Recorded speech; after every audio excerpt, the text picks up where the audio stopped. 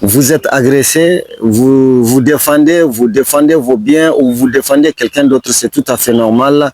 Ça s'appelle la légitime défense. C'est le thème qu'on va voir ensemble. Et c'est quoi la légitime défense? La légitime défense, c'est une possibilité, c'est une autorisation qu'a donné la loi à tout individu, à toute personne, face à un danger d'agression, de se défendre, de défendre ses biens ou de défendre quelqu'un d'autre. Mais attention, cette loi n'a donné ces possibilités-là que sur la base d'une condition. C'est-à-dire qu'il y a un ensemble de principes, de mesures, de règles à connaître nécessairement, à suivre correctement et à mettre en pratique en cas de besoin. Et ces principes-là, ces conditions-là sont au nombre de 5. La première, l'agression contre vous doit être une agression réelle. Il ne faut pas que ce soit une simple imagination de votre part. Par exemple, pendant la nuit, vous êtes armé, vous voyez quelqu'un dont vous ne comprenez pas la position.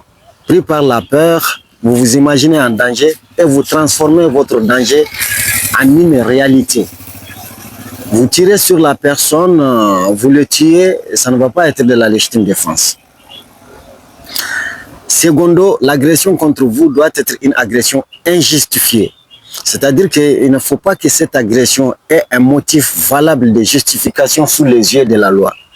Un exemple, quelqu'un descend d'un bus, muni d'un couteau, il se met à poignarder tout le monde dans le désordre. S'il y a quelqu'un qui va agir contre cette façon de faire, même s'il parvient à tuer l'agresseur, eh bien, sous les yeux de la loi, ce dernier va être considéré comme quelqu'un qui a agi en état de légitime défense. Troisième point, votre défense contre l'agression doit se réaliser dans l'immédiat. Quelqu'un vous attaque, vous avez réussi à prendre la fuite. 10 minutes après, vous revenez pour l'attaquer, le tuer. Ça ne va jamais être la légitime défense. Quatrième,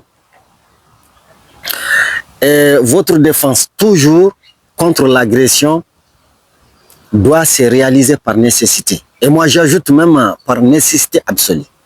C'est-à-dire qu'il faudrait que vous parviendrez à démontrer par A plus B que la circonstance, la situation dans laquelle vous vous trouviez ne vous permet pas de crier, de faire appel à quelqu'un pour qu'il vous vienne en aide, encore moins pouvoir faire autre chose. Donc là, votre défense ne va dépendre que de vous. Vous êtes de la nécessité et vous allez devoir vous défendre. Cinquième condition va concerner les moyens, la concordance entre les moyens d'attaque. Une proportionnalité entre les moyens des attaques, les moyens de défense.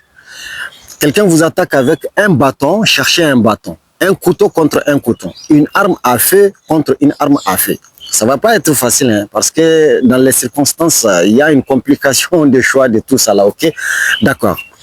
Il y a même une agression verbale. Quelqu'un vous insulte, je crois que vous n'avez même pas besoin de savoir qu'il faut l'insulter, il faut l'attaquer verbalement. Mais on vous insulte, ou bien on vous donne une gifle, ou bien on vous attaque avec un bâton, vous allez chercher une bombe atomique, ça ne va jamais être de la légitime défense. Maintenant, mes conseils, ces conditions-là, il faut essayer de les connaître.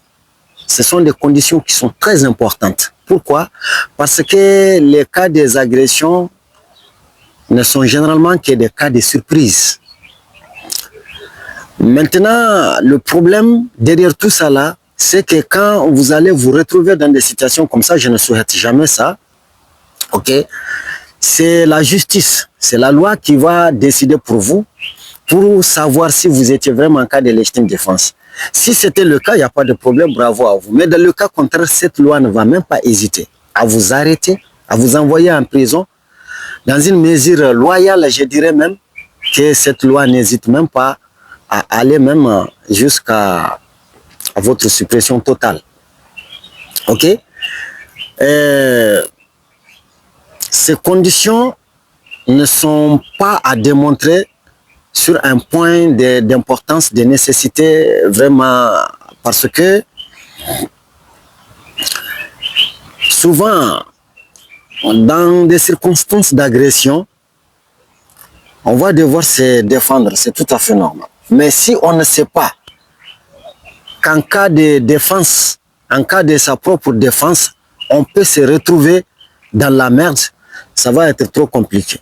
Alors que ces conditions dont je viens de vous donner, ne serait-ce qu'une seule de ces conditions manque, toute votre action de défense en matière de légitime défense sera compromise, c'est sans doute.